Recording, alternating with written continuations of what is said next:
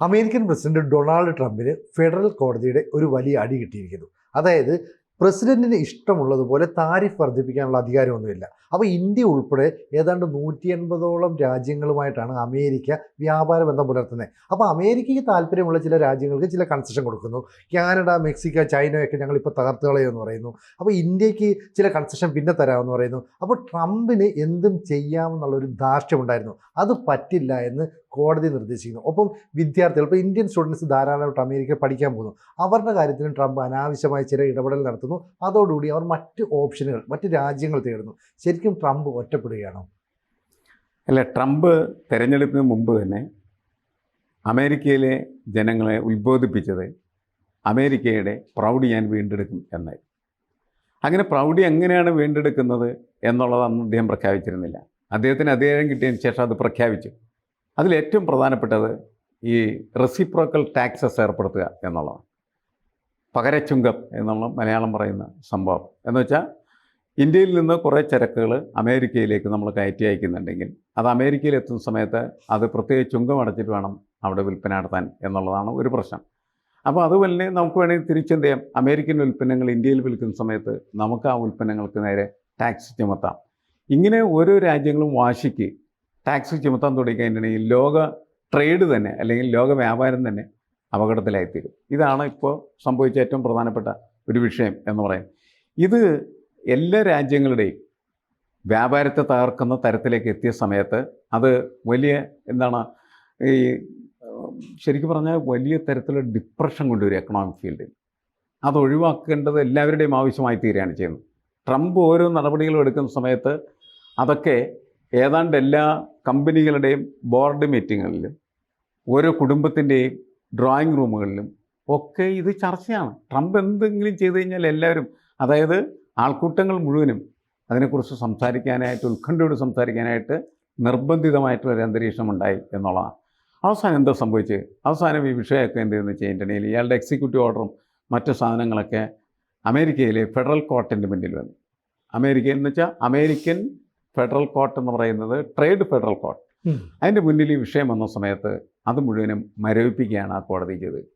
അത് വലിയ ആശ്വാസമായി. അമേരിക്കയുമായിട്ട് കച്ചവടം നടന്ന 150 രാജ്യങ്ങളുണ്ട്. അവർക്ക് മുഴുവനും ആശ്വാസം നൽകുന്ന തരത്തിൽ ഉള്ള ഒരു വിധിയാണ് ഫെഡറൽ കോർട്ടിൽ, അല്ലെങ്കിൽ ഫെഡറൽ ട്രേഡ് കോർട്ടിൽ നിന്ന് ഇപ്പോൾ വന്നിരിക്കുന്നത്. അതുകൊണ്ടാണ് പറയുന്നത് ട്രംപിന് അടികിട്ടി എന്ന് പറയും. ട്രംപിന് തലക്കടിച്ചിരിക്കുകയാണ് ചെയ്യുന്നത്. അദ്ദേഹത്തിൻ്റെ ആശയങ്ങൾ മുഴുവൻ ബ്രില്യൻ്റ് ഐഡിയാസ് എന്ന് പറഞ്ഞിട്ടാണ് മാർക്കറ്റ് ചെയ്യാനായിട്ട് ശ്രമിച്ചുകൊണ്ടിരിക്കുന്നത്. പക്ഷേ ഈ ബ്രില്യൻ്റ് ഐഡിയാസ് ഒരിക്കലും ആ രാഷ്ട്രത്തിനും ഗുണമല്ല, മറ്റ് രാഷ്ട്രങ്ങൾക്കും ഗുണമല്ല എന്ന് തിരിച്ചറിഞ്ഞതിൻ്റെ അടിസ്ഥാനത്തിലാണ് ഫെഡറൽ കോടതിയിൽ ഇടപെട്ടതെന്നാണ് ഞാൻ മനസ്സിലാക്കുന്നത്. ഒരു വിഷയം. രണ്ടാമത്തെ വിഷയം എന്താണ്? ഹാർവാർഡ് സർവകലാശാല എന്ന് പറയുന്നത് ലോകത്തെ ഏറ്റവും പ്രശസ്തമായിട്ടുള്ള സർവകലാശാലകളിലൊന്നാണ്. അതിന് അമേരിക്ക ധനസഹായം നൽകിയിരുന്നു എന്നുള്ളത് ശരിയാണ്. ആ ധനസഹായം വെട്ടിക്കുറക്കാനായിട്ട് ട്രംപ് തീരുമാനിക്കുന്നു. പക്ഷേ ട്രംപ് പറയുന്നതിനനുസരിച്ചൊന്നും പ്രവർത്തിക്കാനായിട്ട് ഹാർവാർഡ് സർവകലാശാല തയ്യാറായില്ല എന്നുള്ളതാണ്. ഇപ്പോൾ അവിടെ പഠിക്കാൻ വരുന്നതായിട്ടുള്ള വിദ്യാർത്ഥികൾക്ക് വിസ നൽകുന്ന കാര്യത്തിലൊക്കെ ഉള്ള വിഷയങ്ങളിങ്ങനെ വളരെ രൂക്ഷമായിട്ട് ഉയർന്നു വന്നുകൊണ്ടിരിക്കുകയാണ് ചെയ്യുന്നത്. കോടതി ആയാലും ഇടപെട്ടിട്ടുണ്ട്. കോടതി ആയാലും ഇടപെട്ട് നേരത്തെ നിന്ന സ്റ്റാറ്റസ് കോ നിലനിർത്താനായിട്ട് ശ്രമിച്ചിരിക്കുന്നു എന്നാണ് ഞാൻ മനസ്സിലാക്കുന്നത്. പക്ഷേ അതുകൊണ്ട് പ്രശ്നം അവസാനിക്കുന്നില്ല. കാരണം അമേരിക്കയിലേക്ക് ഏറ്റവും കൂടുതൽ വിദ്യാർത്ഥികൾ പോകുന്നത് ഇന്ത്യയിൽ നിന്ന്. 30% വിദ്യാർത്ഥികളും ഇന്ത്യയിൽ നിന്നാണ് അമേരിക്കയിലേക്ക് പഠിക്കുന്നതിന് വേണ്ടി എത്തിച്ചേർന്നുകൊണ്ടിരുന്നത്. ആ വിദ്യാർത്ഥികൾ ഒരു നല്ല ശതമാനം മറ്റിടങ്ങളിലേക്ക് പോകാൻ ഇപ്പോൾ നിർബന്ധിതമായി. കാരണം ഇവിടെ ഇങ്ങനെ പ്രശ്നങ്ങളാണ്, കടലാസ പ്രശ്നങ്ങൾ. നമുക്ക് ഒരു കാര്യവും കൃത്യമായിട്ട് കൈകാര്യം ചെയ്ത് മുന്നോട്ട് പോകാൻ പറ്റാത്ത സാഹചര്യം വന്ന സമയത്ത് കുട്ടികൾ എന്ത് ചെയ്തു? ജർമ്മനിയിലേക്ക് ചേക്കേറാൻ തീരുമാനിച്ചു, അല്ലെങ്കിൽ റഷ്യയിലേക്ക് ചേക്കേറാനായിട്ട് തീരുമാനിച്ചു. ഇപ്പോൾ ജർമ്മനിയിൽ, അതുപോലെ തന്നെ റഷ്യയിലേക്കും അയർലൻഡിലേക്കും ഉള്ള വിദ്യാർത്ഥികളുടെ പ്രവേശനം കഴിഞ്ഞ വർഷത്തിൻ്റെ ഇരട്ടിയായിട്ട് ഈ വർഷം ഉയർന്നിരിക്കുന്നതാണ്. കുറച്ചു കാലം തുടർന്ന് കഴിഞ്ഞിട്ടുണ്ടെങ്കിൽ എനിക്ക് തോന്നുന്നു സാധാരണ വിദ്യാർത്ഥികൾ അമേരിക്ക ഉപേക്ഷിക്കാനുള്ള സാധ്യത കൂടുതലാണ്. ഇതെല്ലാം മനസ്സിലാക്കിയിട്ട് തന്നെയാണ് ഫെഡറൽ കോടതിയുടെ ഇടപെടൽ ആ കാര്യത്തിലും ഉണ്ടായിട്ടുള്ളത്. മൂന്നാമത്തെ ഒരു പ്രശ്നം എന്ന് പറഞ്ഞിട്ടുണ്ടെങ്കിൽ ഈ ട്രേഡ് താരിഫ് മാത്രമല്ല, റെമിറ്റൻ ടാക്സ് എന്ന് പറഞ്ഞിട്ട് ഒരു ടാക്സ്, അതായത് അമേരിക്കയിൽ നിന്ന് ഇന്ത്യയിൽ നിന്ന് പോയി അമേരിക്കയിൽ പണിയെടുക്കുന്ന ആളുകൾ അവിടെ നിന്ന് ഇങ്ങോട്ട് പണം അയക്കുന്ന സമയത്ത് അതിനും ടാക്സ് അടക്കാനായിട്ട് പറയാം. 3.5% ടാക്സൊക്കെയാണ് നിൽക്കുന്നത്. റെമിറ്റൻ ടാക്സ് എന്ന നിലക്ക് കൊണ്ടുവന്നിരിക്കും. ഇതൊക്കെ ഈ ആളുകളെ സംബന്ധിച്ചിടത്തോളം അവരുടെ ജീവിതത്തെ അസ്വസ്ഥമാക്കുന്നതും അതേപോലെ തന്നെ അവർക്ക് ബുദ്ധിമുട്ടുണ്ടാക്കുന്നതാണ്. ഇപ്പോൾ ട്രംപ് ഈ നടത്തിക്കൊണ്ടിരിക്കുന്ന ഈ പ്രവർത്തനങ്ങളെ മുഴുവൻ അമ്പരപ്പോടുകൂടിയ ആളുകളാണ്. അതുകൊണ്ടാണ് വീടുകളിലിരുന്ന ആളുകൾ ട്രംപിനെ കുറിച്ച് ചർച്ച ചെയ്യുന്നത്, ഓഫീസുകളിലിരുന്ന് ചർച്ച ചെയ്യുന്നു, കമ്പനികളിലിരുന്ന് ചർച്ച ചെയ്യുന്നു. എന്താണ് ഈ മനുഷ്യൻ നടത്താൻ പോകുന്നത് എന്ന് അറിയാൻ പാടില്ലാത്തതിൻ്റെ പേരിലും അതിൻ്റെ അമ്പരപ്പിലും അന്താളിപ്പിലുമാണ് അദ്ദേഹത്തിൻ്റെ ഐഡിയാസൊക്കെ ബ്രില്യൻ്റ് ഐഡിയാസ് ആണെന്ന് അദ്ദേഹം തന്നെ മാർക്കറ്റ് ചെയ്യണമെന്ന് മാത്രമേ ഉള്ളൂ. ഈ ബ്രില്യൻ്റ് ഐഡിയാസ് ലോകത്തിൻ്റെ സാമ്പത്തികമായിട്ടുള്ള പ്രക്രിയകളെ മുഴുവനും തകരാറിലാക്കുകയാണ് ചെയ്യുന്നത്. ഗ്രേറ്റ് ഡിപ്രഷൻ എന്ന് പറയുന്നത് ഇയാൾ വഴി വീണ്ടും നിർമ്മിക്കപ്പെട്ടേക്കാം എന്ന് പലരും ഭയപ്പെടുന്നുണ്ടെന്നാണ് എനിക്ക് തോന്നുന്നത്.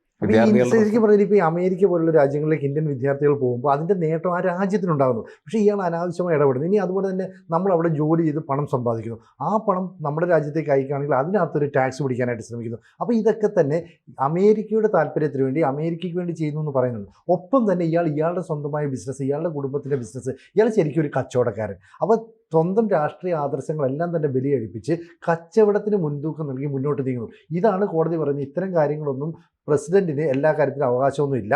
ആ കാര്യങ്ങളൊക്കെ തീരുമാനിക്കുന്നതിന് ഒരു വകുപ്പുണ്ട്, അല്ലെങ്കിൽ അതിൻ്റെ ഭരണഘടനയുണ്ട്. ആ രീതിയിലൊക്കെ പോയാൽ മതി എന്ന് പറഞ്ഞു. അപ്പോൾ ട്രംപ് പറയുന്നത് അതല്ല. വൈറ്റ് ഹൗസ് പറയുന്നത് ട്രംപ് ഭരണഘടനയ്ക്ക് അപ്പുറത്തേക്ക്, അല്ലെ അവരുടെ ആ നിയമങ്ങൾക്ക് അപ്പുറത്തേക്ക് ട്രംപിന് തീരുമാനമെടുക്കാമെന്ന്. ഇത് എത്ര കാലം പറഞ്ഞുകൊണ്ട് നിൽക്കാൻ പറ്റും? അല്ല, ഇതിൻ്റെ അവിടെ ഒരു നിയമസാധ്യത എന്താണെന്ന് വെച്ചാൽ എക്സിക്യൂട്ടീവ് ഓർഡേഴ്സ് എന്ന് പറയുന്ന സംവിധാനത്തിലൂടെ പ്രസിഡന്റിന് പുതിയ പല ഓർഡറുകളും നടപ്പിലാക്കാനായിട്ട് കഴിയും എന്നുള്ളതാണ്. ആ നടപ്പിലാക്കുന്ന പ്രക്രിയക്കാണ് ഇപ്പോൾ ഫെഡറൽ കോർട്ട് കത്തിവെച്ചിരിക്കുന്നത്. വേണ്ട, അങ്ങനെയൊന്നും ചെയ്യേണ്ട, നമ്മളുടെ ഭരണഘടനയ്ക്ക് അനുസൃതമായിട്ടുള്ള രീതിയിൽ കാര്യങ്ങൾ ചെയ്താൽ മതി എന്ന് ട്രംപിനെ ബോധ്യപ്പെടുത്തുകയാണ് ചെയ്യുന്നത്. ട്രംപിന് നൽകപ്പെട്ടിട്ടുള്ള ഒരു പ്രത്യേക അവകാശമാണ് എക്സിക്യൂട്ടീവ് ഓർഡേഴ്സ് എന്ന് പറയുന്നത്, അമേരിക്കൻ പ്രസിഡന്റിന്, ട്രംപിനെന്നല്ല. അപ്പോൾ ആ ഓർഡേഴ്സ് ഉപയോഗിച്ചാണ് ഈ പണികളെല്ലാം അദ്ദേഹം നടത്തിക്കൊണ്ടിരിക്കുന്നത്. ഇവിടെ ഒരു വലിയ പ്രശ്നമുണ്ട് വിദ്യാർത്ഥികളുടെ വിസയുടെ കാര്യത്തിൽ, അവരുടെ ഫീസ് വർദ്ധിപ്പിച്ച കാര്യത്തിൽ. അമേരിക്കയിലെ എല്ലാ വിദ്യാഭ്യാസ സ്ഥാപനങ്ങളും ഇതിനെതിരാണ്.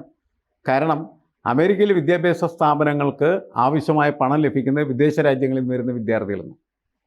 ട്രംപ് ഈ വേലയൊക്കെ എടുക്കുന്ന സമയത്ത് വിദ്യാർത്ഥികളുടെ എണ്ണം കുറയും. വിദ്യാർത്ഥികളുടെ എണ്ണം കുറയാമെന്ന് വെച്ചാൽ ആ വിദ്യാഭ്യാസ സ്ഥാപനങ്ങൾക്ക് ലഭിച്ചുകൊണ്ടിരിക്കുന്നതായിട്ടുള്ള പണം ലഭ്യമല്ലാതെ വരും. ഫിനാൻഷ്യൽ ട്രയറ്റിലേക്ക് പോകും. വലിയ സാമ്പത്തിക പ്രതിസന്ധി അത്തരം സ്ഥാപനങ്ങൾ നേരിടാനായിട്ടുള്ള സാധ്യതയാണ്. അതുകൊണ്ട് അവരുടെ മേനെതിരാണ്. അതുകൊണ്ടാണ് അവർ ഫെഡറൽ കോടതിയെ സമീപിച്ചതെന്നാണ് നമ്മൾ മനസ്സിലാക്കേണ്ടത്. അതായത് ട്രംപ് ചെയ്തുകൊണ്ടിരിക്കുന്ന ഈ പ്രവർത്തനത്തിൽ ട്രംപിന് താല്പര്യമുള്ളത് ഒരു കാര്യത്തിൽ മാത്രമാണ്, അയാളുടെ ബിസിനസ്, അയാളുടെ കുടുംബത്തിൻ്റെ ബിസിനസ്. അത് രാജ്യത്തിൻ്റെ പ്രവർത്തനങ്ങളുമായിട്ട് കൂട്ടിക്കെട്ടുമ്പോൾ പലപ്പോഴും സംഭവിക്കുന്ന രാജ്യ താല്പര്യം എന്ന് പറയുന്നത് തകർക്കപ്പെടുന്നു എന്നുള്ളതാണ്. കാരണം ഇതൊരു വലിയ വിഷയമാണ്. കാരണം എന്ന് വെച്ചാൽ ഇയാൾ ഈ റെസിപ്രോക്കൽ ടാക്സസ് ഏർപ്പെടുത്തിയ സമയത്ത് തന്നെ വാണിജ്യ രംഗത്ത് അമേരിക്കയ്ക്ക് വലിയ മന്ദീഭവനം സംഭവിച്ചിട്ടുണ്ട്. അത് മാറ്റേണ്ടത് ഒരാവശ്യമാണ്. ഇപ്പോൾ ഫെഡറൽ കോർട്ട് ഇങ്ങനെ ഇടപെട്ടപ്പോൾ ഒരു ആശ്വാസം ഉണ്ടായിരുന്നുള്ളത് ശരിയാണ്. ഒന്നോ രണ്ടോ രാഷ്ട്രങ്ങളല്ലല്ലോ, 180 രാഷ്ട്രങ്ങളാണ് അമേരിക്കയുമായിട്ട് ബിസിനസ് വ്യാപാര കരാറുകളിൽ ഏർപ്പെട്ടിട്ടുള്ളതും അങ്ങനെ നടന്നുകൊണ്ടിരിക്കുന്നത്. കാരണം നമുക്കും പല സാധനങ്ങൾ അമേരിക്കയിൽ നിന്ന് കൊണ്ടുവരേണ്ടതുണ്ട്, നമ്മളുടെ പല സാധനങ്ങൾ അമേരിക്കയിലേക്ക് കയറ്റി അയക്കേണ്ടതുണ്ട്. ഇത് ലോക വ്യാപാരത്തിൻ്റെ ഒരു പൊതു സ്വഭാവമാണ്. അതിൽ തന്നെ അമേരിക്കയ്ക്കും അമേരിക്കയുമായിട്ട് ബന്ധപ്പെട്ടവർക്കും മെച്ചമുണ്ടാകുന്നതിന് വേണ്ടിയിട്ടാണ് വേൾഡ് ട്രേഡ് ഓർഗനൈസേഷൻ എന്ന് പറയുന്നൊരു സാധനം രൂപപ്പെടുത്തുകയും അതിൻ്റെ പലതരത്തിലുള്ള നിയമങ്ങൾ പ്രാബല്യത്തിൽ വരികയൊക്കെ ചെയ്ത് ആ നിയമങ്ങളെപ്പോലും അട്ടിമറിക്കുന്ന സംവിധാനമാണ് ഈ ട്രംപിൻ്റെ ഈ പുതിയ പരിപാടിയിലൂടെ അല്ലെങ്കിൽ എക്സിക്യൂട്ടീവ് ഓർഡറിലൂടെ നടപ്പിലാക്കപ്പെട്ടുകൊണ്ടിരിക്കുന്നത്. അത് തിരുത്തണം. അത് തിരുത്തില്ലെങ്കിൽ വലിയ പ്രശ്നം തന്നെയായിരിക്കും. അമേരിക്കയ്ക്ക് മാത്രമല്ല, അമേരിക്കയുമായിട്ട് ബന്ധപ്പെട്ട് കച്ചവടം നടത്തുന്ന എല്ലാ രാജ്യങ്ങൾക്കും പ്രശ്നമാണ്. ഇന്ത്യക്ക് വളരെ രൂക്ഷമായിട്ടുള്ള പ്രതിസന്ധി അത് സൃഷ്ടിക്കുന്നുണ്ട്. അമേരിക്കയ്ക്ക് പ്രതിസന്ധി ഉണ്ടാക്കുന്നു, അപ്പോൾ ഇന്ത്യക്കും പ്രതിസന്ധി ഉണ്ടാക്കുന്നു. അതായത് ഒരേ സമയത്ത് ട്രംപ് അമേരിക്കയും ഇന്ത്യയും നശിപ്പിക്കുന്നു എന്നാണ് ഇന്ത്യയിൽ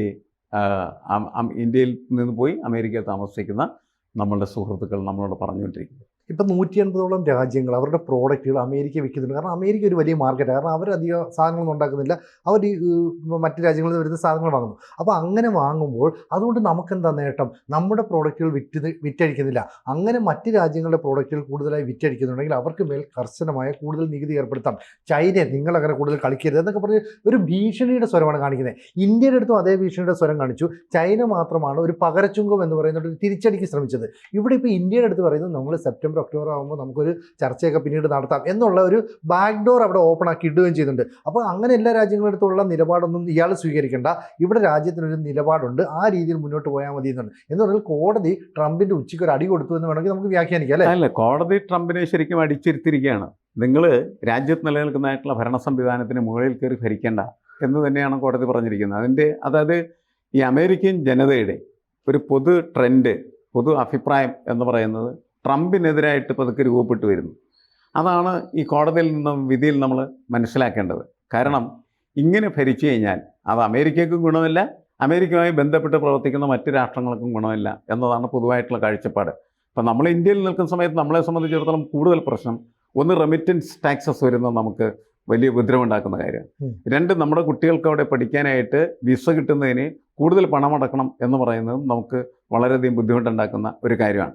മറ്റൊരു കാര്യം എന്ന് പറഞ്ഞിട്ടുണ്ടെങ്കിൽ നമ്മളുടെ ചരക്കുകൾ അമേരിക്കയിൽ വിറ്റഴിക്കാനായിട്ട് ശ്രമിക്കുന്ന സമയത്ത് ആ ചരക്കുകൾക്ക് ഉയർന്ന നികുതി അവരെ ഏർപ്പെടുത്തി കഴിഞ്ഞാൽ അതും നമ്മളെ വല്ലാത്ത ബാധിക്കുന്നതാണ്. നമ്മുടെ സമുദ്രോൽപ്പന്നങ്ങൾ, കേരളത്തെ സംബന്ധിച്ചിടത്തോളം ചെമ്മീനും അതുപോലെ തന്നെ ഈ മലഞ്ചരക്കുകളൊക്കെ നമ്മൾ ഒരുപാട് കയറ്റി അയക്കുന്നുള്ളതാണ്.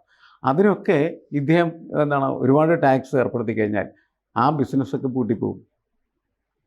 കാരണം അത്രയും ടാക്സൊക്കെ സഹിച്ചുകൊണ്ട് ഇതൊന്നും ചെയ്യാനായിട്ട് കഴിയില്ല. ഇപ്പം നമുക്ക് സ്വാതന്ത്ര്യം കിട്ടുന്ന സമയത്ത്, ലോകത്തുള്ള എല്ലാ രാഷ്ട്രങ്ങൾക്കും സ്വാതന്ത്ര്യം കിട്ടുന്ന സമയത്ത് ആ സ്വാതന്ത്ര്യം നേടിയ രാജ്യങ്ങൾ എടുത്ത ചില നിലപാടുകളുണ്ട്. അതെന്താണ്? ക്വാണ്ടിറ്റേറ്റീവ് റെസ്ട്രിക്ഷൻസ് എന്നായിരുന്നു അതിൻ്റെ പേര്. എന്നുവെച്ചാൽ ഒരു വിദേശ ഉൽപ്പന്നം നമ്മുടെ രാജ്യത്ത് ഇറക്കുമതി ചെയ്യുന്ന സമയത്ത് നമ്മൾ 200, 300, 400% ടാക്സ് ഇറക്കുമായിരുന്നു. അതന്ന് ചെയ്യാൻ കാരണം എന്താണെന്ന് വെച്ചാൽ സ്വദേശി വ്യവസായങ്ങളെ പതുക്കെ നനച്ച് വളർത്തിക്കൊണ്ടുവരുന്നതിന് വേണ്ടി മാത്രമാണ്. കാരണം നമുക്കൊന്നും ഉണ്ടായിരുന്നില്ല. നമുക്ക് സ്വാതന്ത്ര്യം ലഭിക്കുന്ന സമയത്ത് ഘനവ്യവസായങ്ങളെന്ന് പറഞ്ഞാൽ നമുക്ക് തീരെയില്ല, മറ്റ് വ്യവസായങ്ങളും നമുക്ക് കാര്യമായിട്ടില്ല. ആ സമയത്ത് നമ്മളുടെ ഒരു മോട്ടീവ് എന്ന് പറയുന്നത് നമ്മുടെ സ്വദേശി വ്യവസായത്തെ പതുക്കെ പ്രോത്സാഹിപ്പിച്ചു കൊണ്ടുവരണമെന്ന്. അതിന് വേണ്ടിയിട്ടാണ് ക്വാണ്ടിറ്റേറ്റീവ് റെസ്ട്രിക്ഷൻസ് അന്ന് കൊണ്ടുവന്നിരുന്നത്. വേൾഡ് ട്രേഡ് ഓർഗനൈസേഷൻ ഡെവലപ്പ് ചെയ്ത സമയത്ത് ആ ക്വാണ്ടിറ്റേറ്റീവ് റെസ്ട്രിക്ഷൻസ് മുഴുവൻ എടുത്തു കളയണം എന്ന് അമേരിക്കയുടെ നേതൃത്വത്തിൽ ഇന്ത്യയോട് ആവശ്യപ്പെടുകയും ഇന്ത്യ ഇത് എടുത്തു കളഞ്ഞുകൊണ്ടിരിക്കുകയാണ് ചെയ്യുന്നത്. നമ്മൾ ഈ ഗ്ലോബലൈസേഷനും ലിബറലൈസേഷനും ഒക്കെ സ്വീകരിച്ച സമയത്ത് ഈ പരിപാടി നമ്മൾ അംഗീകരിച്ചു കഴിഞ്ഞിരുന്നു.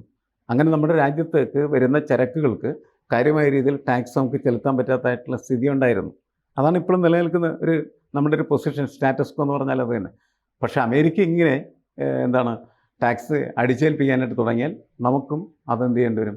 അതായത് വേൾഡ് ട്രേഡ് ഓർഗനൈസേഷൻ്റെ എല്ലാ നിയമങ്ങളെയും ലംഘിച്ചുകൊണ്ടാണ് യഥാർത്ഥത്തിൽ ട്രംപ് ഇത്തരം പ്രവർത്തനങ്ങൾ നടത്തിക്കൊണ്ടിരിക്കുന്നത്. അതൊക്കെ ചൂണ്ടിക്കാണിച്ചുകൊണ്ടായിരിക്കാം അദ്ദേഹത്തിനെതിരെ വാദങ്ങൾ ഉയരുകയും അത് അമേരിക്കൻ ഫെഡറൽ ട്രേഡ് കോർട്ടിൻ്റെ മുന്നിൽ വെച്ച് അതിശക്തമായിട്ട് ട്രംപിന് ഒരു അഘാതമാകുന്ന തരത്തിലേക്ക് മാറി തീർന്നത്. ട്രംപിനെ അടിച്ചു വീഴ്ത്തി കോടതി ശരിക്കും ഈ പണി വേണ്ട എന്നാണ് കോടതി പറഞ്ഞിരിക്കുന്നത്.